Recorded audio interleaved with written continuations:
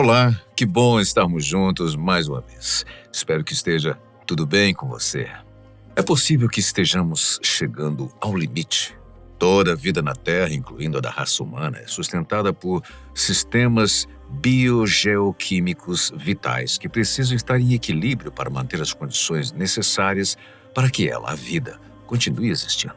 No entanto, a nossa espécie, como não poderia deixar de ser, devido em grande parte ao rápido crescimento populacional e consumo explosivo, está desestabilizando esses processos da Terra e colocando em risco todo esse equilíbrio. Recentemente, uma equipe de pesquisadores apresentou o resultado de anos de trabalho, iniciado lá em meados dos anos 2000 pelo Dr. Johan Rockström, diretor fundador do Centro de Resiliência de Estocolmo, na Suécia.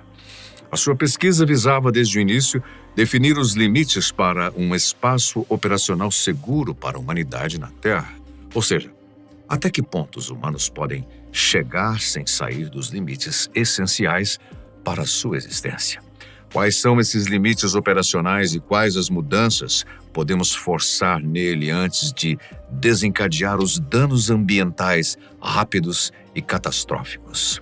Em 2009, a equipe apresentou pela primeira vez os resultados preliminares de suas pesquisas por meio da publicação The Planetary Boundaries Framework, ou Estrutura de Limites Planetários, no qual eles delinearam 9 processos-chave ou limites que são influenciados pela humanidade e que são as verdadeiras ameaças para a estabilidade da vida no globo terrestre.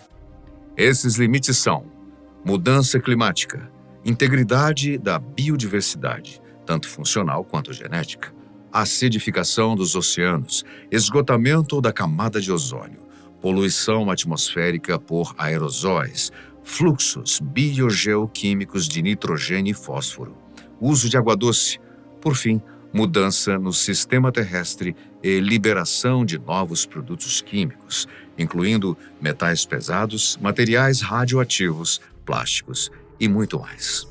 A parte agravante disso é que os estudos mostraram que já ultrapassamos 4 desses 9 limites. Ou seja, chegamos a um patamar no qual temos somente 2 saídas. Ou declaramos e aceitamos a escassez de recursos e o fim da vida na Terra como um todo, ou tomamos atitudes mais severas para frear e tentar reverter o processo de extinção. Vejamos então esses 9 limites. O que fizemos para ultrapassar alguns deles e também o que não podemos mais continuar fazendo para não acelerar ainda mais o processo. O primeiro desses limites está relacionado com a mudança climática. Muito antes disso, algo em torno de 12 mil anos, o planeta saía de sua última era glacial, dando início ao Holoceno, período em que a temperatura do planeta foi se tornando balanceada a ponto de se tornar o ideal para o desenvolvimento dos seres vivos. Contudo, as coisas passariam a mudar a partir dos limites entre os séculos 18 e 19 com a Revolução Industrial. De lá para cá, conseguimos aumentar a temperatura média do planeta em mais de 1 grau centígrado, o que pode não parecer muito, mas é bastante. Tanto que já estamos conseguindo sentir os primeiros efeitos colaterais, como a diminuição do escudo protetor da Terra, que é a camada de ozônio. Durante apenas 1 século, e após milhões de anos de ajustes da própria natureza, a humanidade desmatou e ainda vem desmatando milhões de hectares de florestas nativas e destruiu matas ciliares em nome da agricultura, construiu usinas hidrelétricas, fabricou produtos de todos os tipos e matérias-primas, incluindo diversas que foram e ainda são prejudiciais ao meio ambiente e também aos seres vivos, entre tantas outras ações que, direta ou indiretamente, vêm contribuindo para a escalada dos termômetros. Conforme podemos observar no gráfico, ainda não ultrapassamos esse limite da mudança climática, mas estamos a caminho de fazê-lo, uma vez que já saímos da zona verde. Mas ainda não é tarde para a humanidade reverter essa situação. Ainda não. Ações e atitudes reparadoras, se feitas de caráter urgente, e já digo que não são a curto e nem médio prazo, podem ajudar gerações futuras.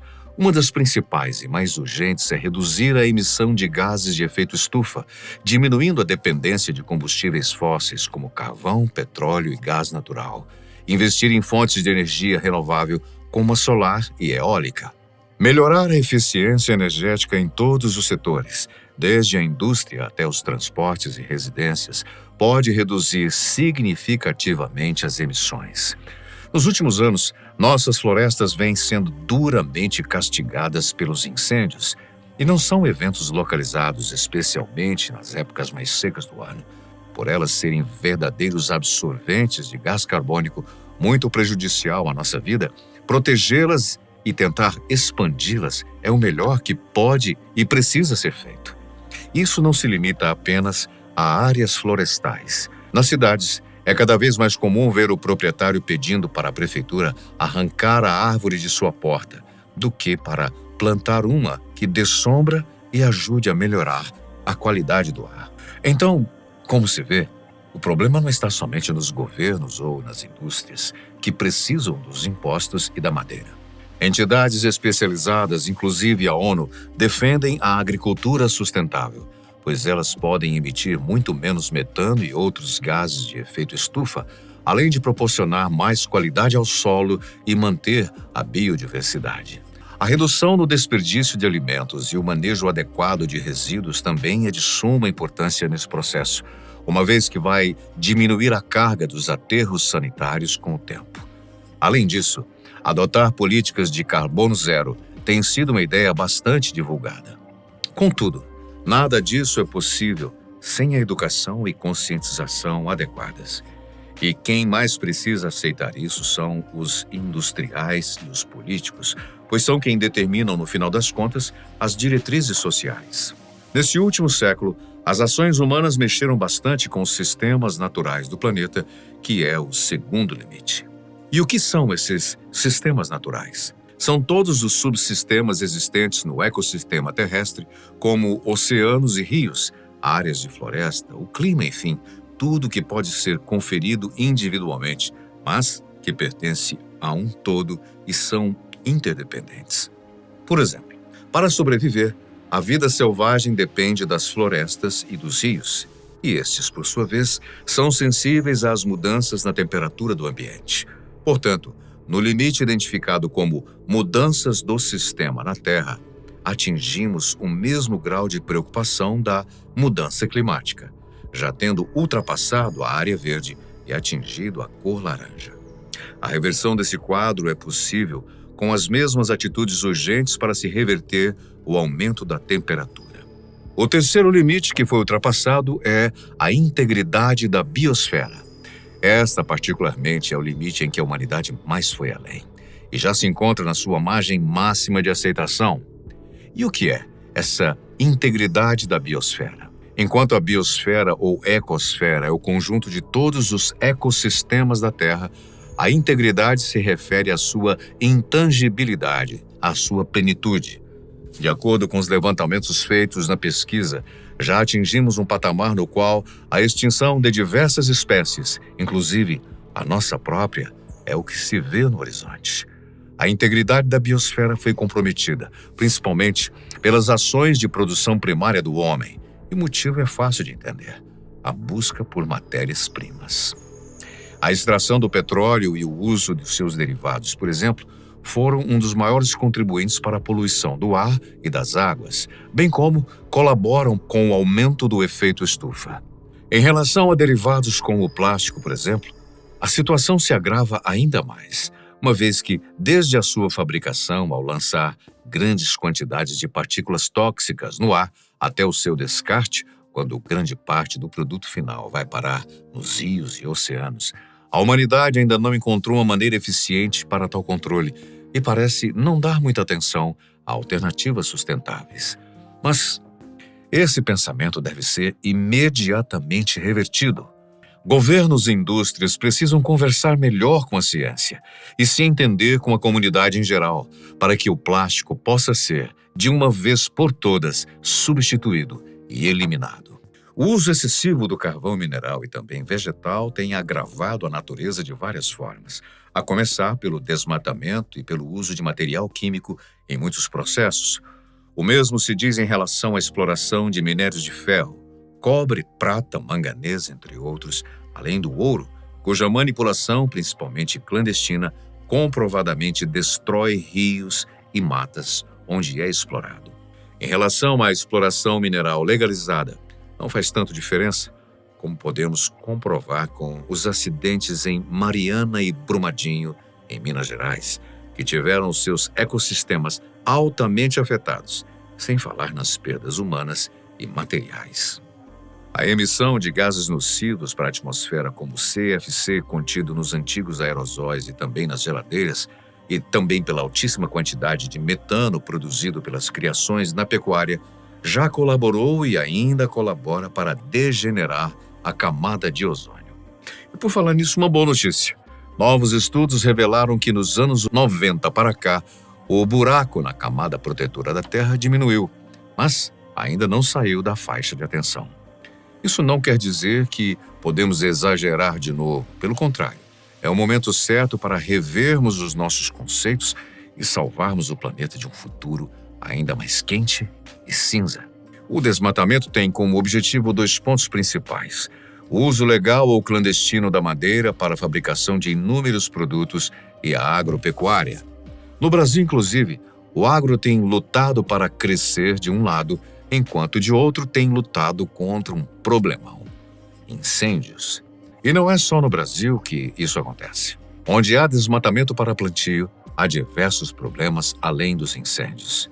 Nesse ano de 2024, testemunhamos milhares de focos de incêndio e também a queima de milhares de hectares de matas e lavouras. Os prejuízos não foram calculados, mas estima-se que alcance a casa de alguns milhões de reais.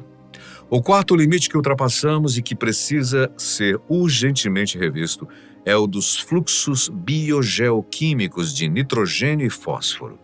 Segundo os estudos, antes da evolução da indústria, os ciclos de nitrogênio e fósforo no solo terrestre eram perfeitamente balanceados, tendo seus limites controlados pela própria natureza planetária. Mas com essa evolução e com a chegada dos adubos e fertilizantes que trouxeram consigo quantidades controladas, mas não mínimas, de químicos e outros produtos para tornar a terra mais fértil, o que aconteceu foi a perda desse balanço.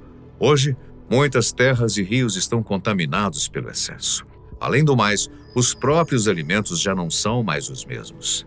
Não é à toa que os alimentos hoje são classificados como orgânicos, que não usam defensivos agrícolas, e não orgânicos, onde produtos químicos é o que dão sabor, textura e garantem a sobrevida do alimento. Só não garantem a sua. Assim como a integridade da biosfera, o fluxo de nitrogênio e fósforo também já atingiu seu grau máximo de tolerância. Mais do que já está, é o mesmo que assinar um termo de intoxicação humana em larga escala ou generalizada. Isso sem falar na poluição ambiental, que já é bastante grave, que destrói matas nativas ciliares e intoxica nascentes e mananciais, prejudicando de carona a fauna da região. O uso da água doce também tem sido tema de discussão em vários setores, uma vez que o planeta, apesar de ser constituído por mais de 97% de água, é salgada, 3% apenas é doce e somente uma pequena parcela dessa água é potável e acessível. Por incrível que pareça, quase 70% da pouca água doce da Terra está concentrada nas geleiras polares.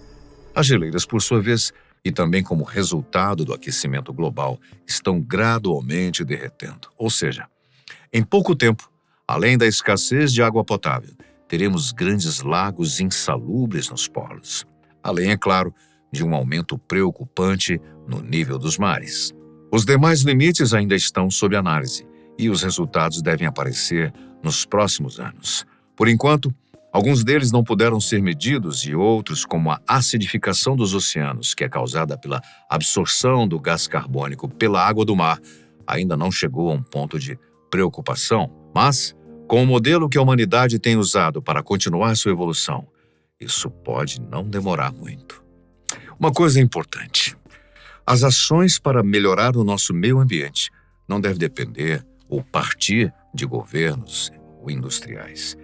Deve partir de cada um de nós, da nossa consciência, se quisermos que as gerações futuras possam ter uma vida confortável aqui na Terra. Deixe a sua opinião sobre o assunto. Agradecemos a sua presença sempre tão especial. Até um próximo vídeo.